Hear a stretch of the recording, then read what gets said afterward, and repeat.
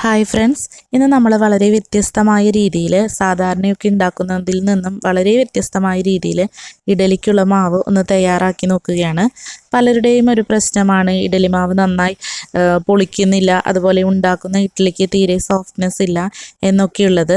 അപ്പോൾ നമ്മൾ അരിയൊന്നും കുതിർക്കാതെ അതുപോലെ ചോറൊന്നും അരയ്ക്കാതെയാണ് ഈ ഒരു ഇഡ്ഡലിക്കുള്ള മാവ് തയ്യാറാക്കി നോക്കുന്നത്. അപ്പം ഞാൻ മാവ് തയ്യാറാക്കുന്നതിനായിട്ട് ഇതുപോലൊരു പത്തിരി പൊടിയാണ് ഉപയോഗിക്കുന്നത്. പലപ്പോഴും നമ്മൾ അരി കുതിർക്കാനൊക്കെ മറന്നു പോകും. അപ്പോൾ അരി കുതിർത്ത സമയമൊന്നും കളയണ്ട, നമുക്ക് നല്ല പത്തിരിപ്പൊടി കൊണ്ട് തന്നെ നല്ല സോഫ്റ്റ് ആയിട്ടുള്ള ഇഡലി ഉണ്ടാക്കാം. അതുപോലെ തന്നെ ഞാൻ ഈ ഇഡലി ഉണ്ടാക്കുന്നത് നമ്മൾ അപ്പത്തിനൊക്കെ കപ്പി കാച്ചുന്നില്ലേ, ആ കപ്പി കാച്ചുന്ന രീതിയിലൂടെയാണ് കേട്ടോ ഇഡലി ഉണ്ടാക്കിയെടുക്കുന്നത്. ആദ്യമായിട്ട് നമുക്ക് എന്താ ചെയ്യേണ്ടതെന്ന് നോക്കാം. അതിനായിട്ട് ഒരു കപ്പ് ഉഴുന്നാണ് എടുത്തിട്ടുള്ളത്. ഒരു കപ്പ് ഉഴുന്നിലേക്ക് ഒരു ചെറിയ ടീസ്പൂൺ ഉലുവ ചേർത്തിട്ടുണ്ട്. ഉലുവ ചേർത്തിട്ടുണ്ടെങ്കിൽ നമ്മുടെ മാവിന് നല്ല ടേസ്റ്റ് കൂടാനും അതുപോലെ മണത്തിനും ഒക്കെ നല്ലതാണ്. അപ്പോൾ ഞാൻ ഈ ഉഴുന്ന് നന്നായി അരച്ചെടുക്കുകയാണ്. ഇതൊരു 2 മണിക്കൂറോളം കുതിർത്തെടുത്തിട്ടുള്ളതാണ്. തരികളൊന്നും ഇല്ലാതെ നല്ല മഷി പോലെ വേണം നമ്മൾ അരച്ചെടുക്കാനായിട്ട്. ഇപ്പോൾ മുഴുവൻ ഉഴുന്നും ഞാൻ അരച്ചെടുത്തു. അതിനുശേഷം നമ്മുടെ മിക്സിയുടെ ജാറിലേക്ക് 1 കപ്പ് അളവിൽ വെള്ളമാണ് ഞാൻ ചേർത്ത് കൊടുക്കുന്നത്. അതിലേക്ക് ഇതുപോലെ പത്തിരിപ്പൊടി 1 കപ്പ് ചേർത്ത് കൊടുക്കുന്നുണ്ട്.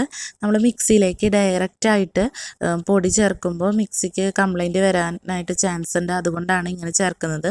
അപ്പോൾ ഞാൻ 1 കപ്പ് ഉഴുന്നിന് 2 കപ്പ് പത്തിരിപ്പൊടിയാണ് ചേർത്തിട്ടുള്ളത്. ഇനി നന്നായി ഒന്ന് മിക്സ് ചെയ്ത് കൊടുക്കുക.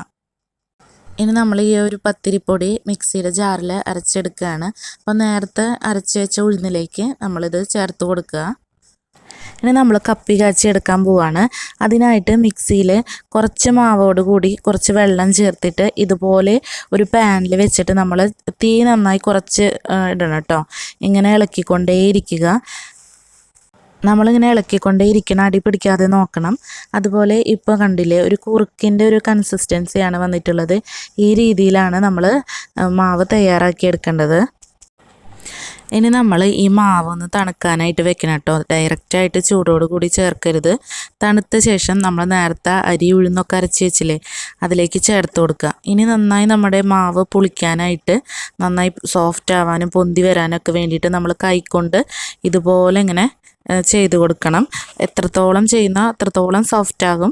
10 മിനിറ്റോളം ഇങ്ങനെ ചെയ്ത് കൊടുക്കുക. 8 മണിക്കൂറാണ് കേട്ടോ നമ്മുടെ മാവ് പൊന്തി വരാനായിട്ടുള്ളൊരു സമയം. അപ്പോൾ ഞാൻ മാവ് ഇതുപോലെ ഒരു പാത്രത്തിൽ ഇങ്ങനെ അടച്ച് വെച്ചിരിക്കുകയാണ്. 8 മണിക്കൂറിന് ശേഷം നമ്മുടെ മാവ് നന്നായി പൊന്തി വന്നിട്ടുണ്ട്. കണ്ടോ, ഇവിടെ സോപ്പൊക്കെ പതയണ പോലെ നല്ല സോഫ്റ്റാണ്.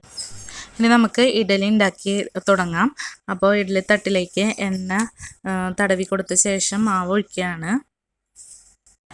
കുറച്ച് സമയത്തിന് ശേഷം നോക്കിയപ്പോൾ നമ്മുടെ ഇഡലി നന്നായി വന്നിട്ടുണ്ട്.